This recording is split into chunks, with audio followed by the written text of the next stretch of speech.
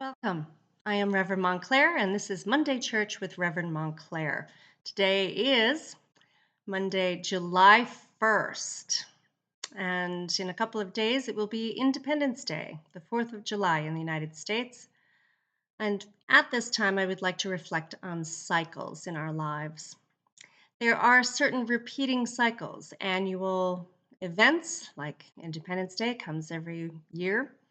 And then there are other micro increments throughout the year that can impact us and have a significant influence in our daily lives. Some of those I have come to learn are called anniversary of the heart. An anniversary of the heart is when something that has significantly impacted your emotions, an event, that every year at that same time, you may re-experience emotions. Could be the death of a loved one. It could be the birth of a new child. Could be the beginning of a job. It could be so many different things. But something that is significant in your inner world, in your emotions, can repeat itself without your even realizing it, that the emotions that you feel could be related to that previous event. Also, these anniversaries of the heart can come more frequently. It could be a monthly thing, like the same day of a month on repeat, where you are somehow internally reminded of an event and that it keeps coming back to you and the emotions keep coming back to you.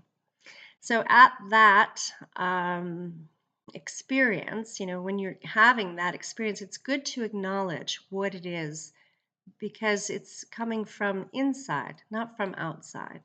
Sometimes we'll have strong feelings and emotions that don't relate to our daily day-to-day experience, and we wonder where they're coming from. It's often these memories that are stored in the body. It is a visceral experience where we are reminded of a previous happening.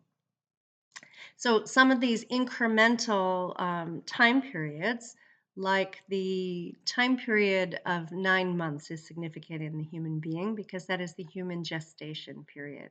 I find for myself that I took note of this 9-month period after my mom passed away because took me full 9 months after she had passed away before I started feeling human again, before I felt like, yes, I can go on, life goes on. Even though in my daily life I was acting and being and doing and behaving as if I was all right and had it all together, but on the inner core level, I was not feeling like myself. I was not knowing myself in this new reality of not having a mom. And it was a new reality.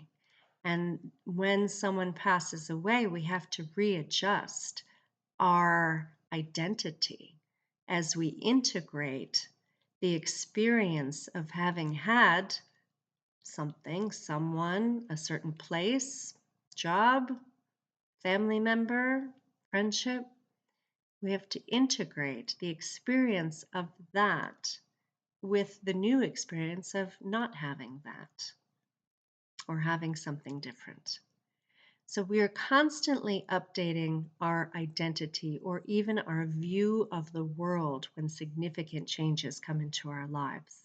We have to keep on being flexible enough to be able to understand that what makes us up as a person can be very fluid. It can be very changeable. And we have to keep integrating not only new experiences, but new ideas about ourselves and integrating often the lives of those that were significant to us into our own beingness. So it's as if we become a new person every time someone or something significant enters or leaves our lives. We're in constant growth unless we resist it. And that's a problem. because life is about growth.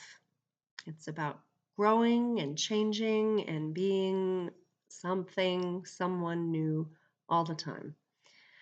So these 9 month cycles also have these smaller incremental cycles of 3 months.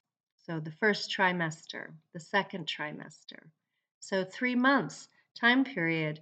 Do we make it through the new job in 3 months?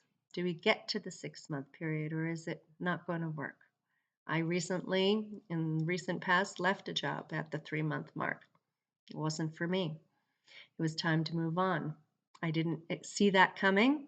I thought I'd be there a long time, but once I got to know what the job really was all about, I realized it wasn't time. It was time for me to go. It was time for me to start looking again.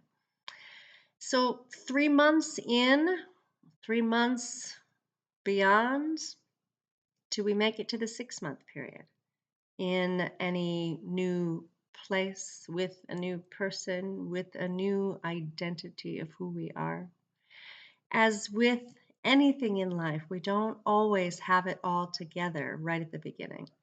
So these cycles remind us that the incremental growth is significant, that we get to take the baby steps, we get to learn the new things, we get to let go of some old things, old patterns, old beliefs, old ideas, old identities, so that we can become something new.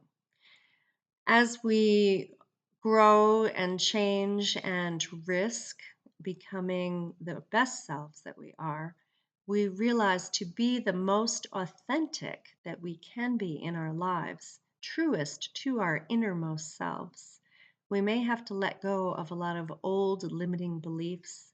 We may have to let go of societal imposed constructs about and expectations about who we were supposed to be according to the eyes of the world, or who we were never supposed to be but are, again, according to the eyes of the world or our families. So as we embrace who we truly are and who we are truly becoming, we have to let go of a lot of these old ideas.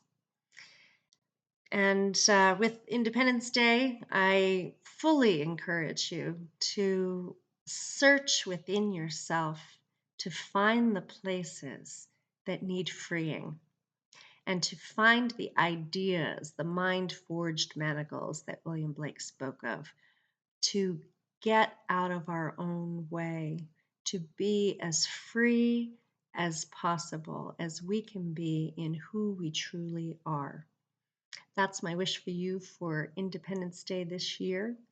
And may you walk in beauty, with beauty before you, with beauty behind you, with beauty above, with beauty all around you. May you walk.